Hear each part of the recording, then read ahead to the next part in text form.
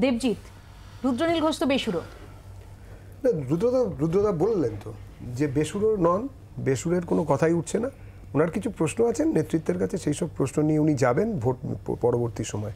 রুদ্রদা যথেষ্ট ভালো অভিনেতা, যথেষ্ট ভালো রাজনীতি করেওছেন এর আগে।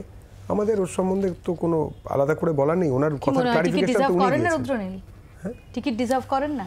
না, আমি তো তা বলিনি। আমাদের পার্টিতে খুব ভালো কার্যকর্তা আছেন, দেবতুল্য নেতৃত্ব রয়েছেন, সুতরাং টিকিট ডিজার্ভ তো সবাই করেন, কে করেন না, কিন্তু সংখ্যা তো এক। সবাই রুদ্রনীল সুরে না বেসুরে আমি বলতে পারবো না, উনি গান গাইছেন, কিন্তু গান গাওয়ার পিছনে হারমোনিয়াম বাজানোর লোক নেই, মানে খুঁজে বেড়াচ্ছেন কে ওনার ওই হারমোনিয়ামটা ধরবেন। কারণ মুশকিল, তবলাও নেই, পাচ্ছে না। এখানে এসে বলছেন যদি কেউ তবলাটা ধরে, কেউ যদি সঙ্গ দেয়। রুদ্রনীল ঘোষ মানে পলিটিক্যাল অপরচুনিস্ট যাদের মধ্যে আমরা বুঝি পশ্চিমবঙ্গে, তাদের মধ্যে অন্যতম একজন রুদ্রনীল ঘোষ। বিজেপিতে জয়েন করার পর তোমাদের না, পশ্চিমবঙ্গে খুব কম লোক আছে যারা মোটামুটি পশ্চিমবঙ্গে যারা যে রাজনৈতিক দলগুলো প্রতিষ্ঠিত রাজনৈতিক দল, তাদের মধ্যে সব দলগুলো করা হয়ে গেছে রুদ্রনীল ঘোষের। মনে হয় কংগ্রেসটা করেনি, আমার যদি ভুল না হয়ে থাকি। তাহলে রুদ্রনীল ঘোষ একটা রাজনৈতিক অপরচুনিস্ট, ও যেখানে সুযোগ পাবে সেখানে যাবে। এরা শুধু টিকিটের জন্যই ভোট মানে রাজনীতিটা করে।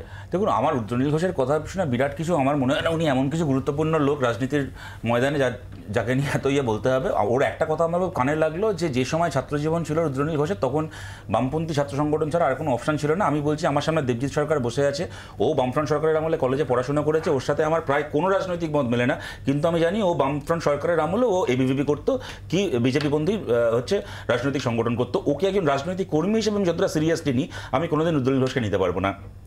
আমি একটা কথা তোমাকে বলছি মবিয়াদি, তোমার কথাও শুনছিলাম, তুমি দুটো কথা বললে, আমি তখন খুব কানে লাগলো আমার। বিজেপির মতো একটা পার্টি যার কিনা ধারাটাই ডিফারেন্ট, যেটা কিনা আমরাও একটা সময় শুনেছিলাম যে বিজেপি এইসব প্রশ্নে অনেক সংগঠিত দল, মানে দক্ষিণপন্থী দলগুলোর মধ্যে, এবং টিকিটমুখী রাজনীতি বিজেপিতে হয় না। আমি তোমায় বলছি মবিয়াদি, একবারও কিন্তু আমি বলিনি টিকিটমুখী রাজনীতি বিজেপিতে হয় না। তুমি যদি প্রি অকুপাইড একটা ধারণা নিয়ে আমি কি প্রশ্ন করছি সেটা বোঝার চেষ্টা করো, তাহলে তুমি তোমার মতো ইন্টারপ্রেট করতে পারো। You have every right. আচ্ছা, এবার বলতে পারি, টিকিটমুখী রাজনীতির কথাটা তুমি বলোনি।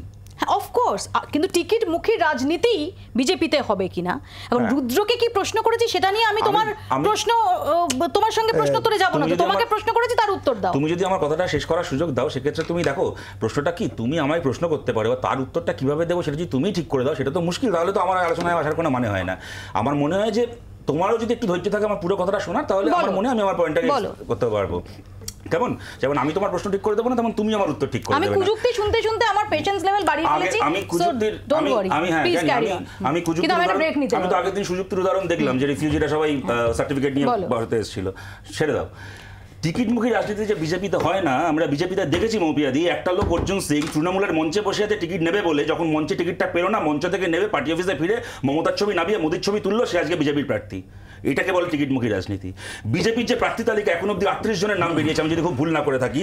38 জনের মধ্যে 6 জন রয়েছে, তাপস রায়, অর্জুন সিং, সৌমিত্র খা, রতিন চক্রবর্তী, শিলভদ্র দত্ত, সৌমেন্দু অধিকারী, যারা তৃণমূল থেকে এসছে। আমি তোমায় বলি, তাপস রায় যখন বললেন যে ওনার টিকিটমুখী রাজনীতি নিয়ে কথা বলছি না, আমি বুঝতে পেরেছি। না, মৌপিয়া, রুদ্রনীল ঘোষ তো দেখছে একটা জিনিস না, বিভিন্ন দল থেকে যদি বিজেপিতে আসে, তারা বিজেপি তাদের অ্যাকোমোডেট করে, জনপ্রতিনিধি হওয়ার সুযোগ দেয়। এই কালচারটা ওরা বিজেপিতে রুদ্রনীল ঘোষ দেখছে। 2021 সালেও দেখেছিল যে এক্স্যাক্টলি, আমি 2021 প্রসঙ্গটাই তুলছিলাম। 2021-এ সেই ধারাটা দেখা গিয়েছিল। হ্যাঁ, দেখা গেছিল, মানে যোগদান মেলা করে করে রাজ্যের প্রাক্তন ডেপুটি স্পিকার থেকে শুরু করে প্রান্তিক কর্মী অবধি ওদের যোগদান মেলায় যাচ্ছে, সেটা তো রুদ্রনীল ঘোষ দেখেছে। আর যদি একটা এত বড় সে লিপ নিয়েছিল, শাসক দলকে ছেড়ে বিজেপিতে এসেছিল, সে যদি আজকে একটা টিকিট প্রত্যাশা করে, দেবজিৎদের কি সমস্যা আমার জানা নেই। বাংলার আওয়াজ, বাঙালির আবেগ, জি 24 ঘন্টা।